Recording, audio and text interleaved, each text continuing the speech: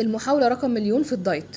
فبما اني ان شاء الله هبدأ دايت، فلازم اعمل ايه؟ لازم اعمل له اكل صحي. هعمل ايه؟ هعمل عيش بالشوفان بطريقة سهلة ومكونين 2 بس. يلا بينا نبدأ ونقول بسم الله وعلى بركة الله.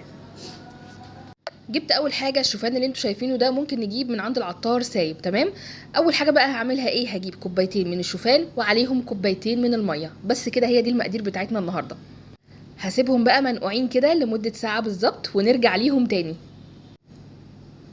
بعد ما انتوا شايفين هو هنا خلاص اتنقع، حطيتهم في الخلاط. حطيت عليهم رشه من الملح ورشه صغيره من البيكنج باودر. ضربتهم كده في الخلاط زي ما انتوا شايفين، وهنشوف دلوقتي القوام اللي احنا عايزينه. ده القوام اللي احنا عايزينه. هنبدا بقى ان احنا نجيب طاسه كده، لو بتلزق هنحط عليها نقطه صغيره من الزيت وندهنها. تمام.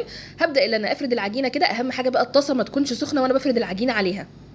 ليه الطاسه ما تكونش سخنه؟ علشان اعرف افرده حلو وما يستويش مني وانا بفرده. تمام. انا هنا خلاص فردت العيش زي ما انتم شايفين كده. ههدي